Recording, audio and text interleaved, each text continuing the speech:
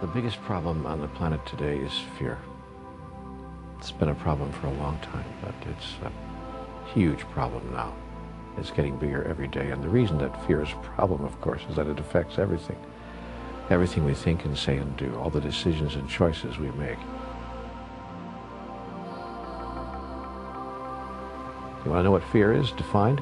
The definition of fear is the thought that we are not going to be able to have something we think we need. It's as simple as that. A person who doesn't need anything has no fear of anything. When I don't need anything from you, I don't fear you. When I don't even need my own life, in a sense, when I don't think that I need this particular version of life in this particular physical form, then I'm not afraid even if you kill me. Then I really don't need you for anything. I don't even need you to stop killing me. That creates true fearlessness, and most spiritual masters reside in that place, a place of utter fearlessness.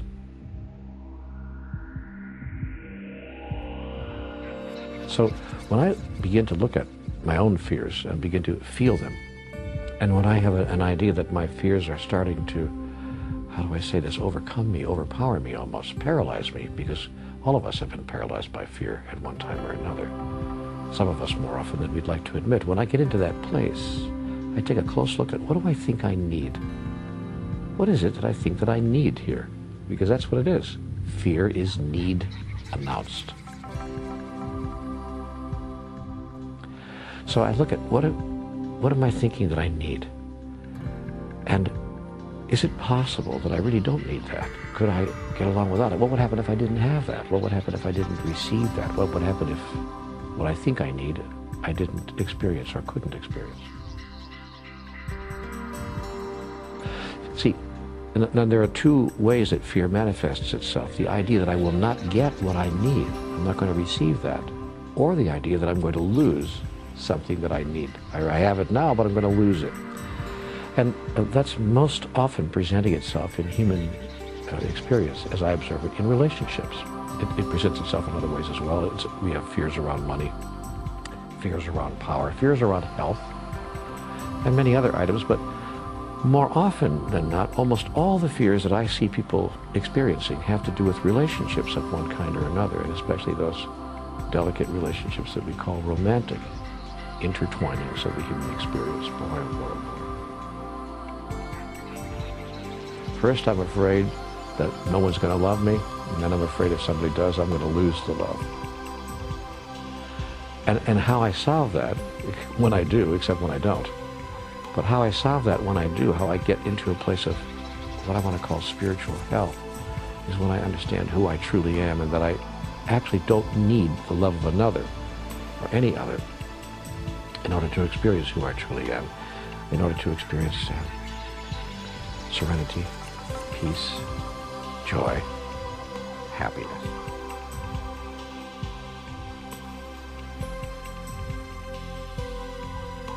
Every time I think that my joy is obtainable, or that I'm sourced with my joy, that my joy comes from someplace outside of myself, I get into fear. Every time I'm clear that the source of my joy does not exist outside of myself, but is given to me, from me, by me, my fear disappears. And here's the irony of that. I then become much more attractive to people, and what I was afraid of, that people would walk away from me, in fact, doesn't happen. The reverse happens. People are attracted to me, because all people are attracted to other people who are firm and strong, not arrogant, but aware, and reside deep inside of themselves. Because nobody likes to be needed, because if I feel that you need me so much, then my next fear will be I can't give you what you need, and that's why I'll lose you, you see. So people who present themselves to the world as serene and peaceful and joyful and innately happy,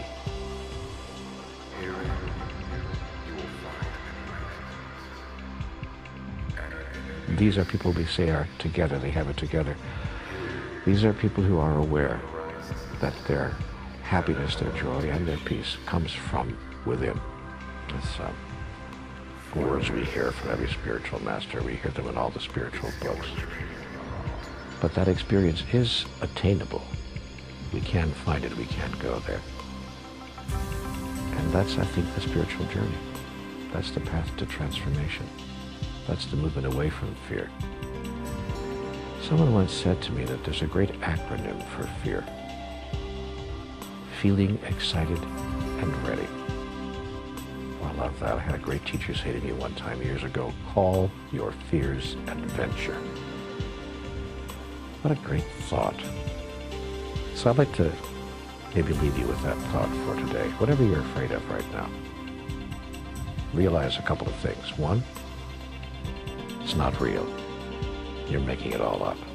Two, if the thing that you're afraid would happen actually did happen, you and I would still be here tomorrow. It really would make no difference at all. Unless, of course, you wouldn't be here tomorrow, in which case it absolutely would make no difference at all.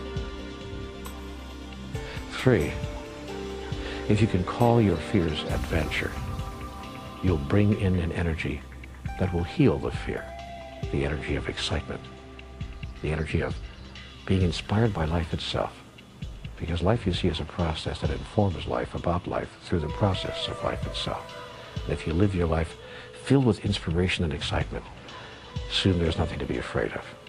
And it becomes the great joy it was always intended to be. That's how I see it.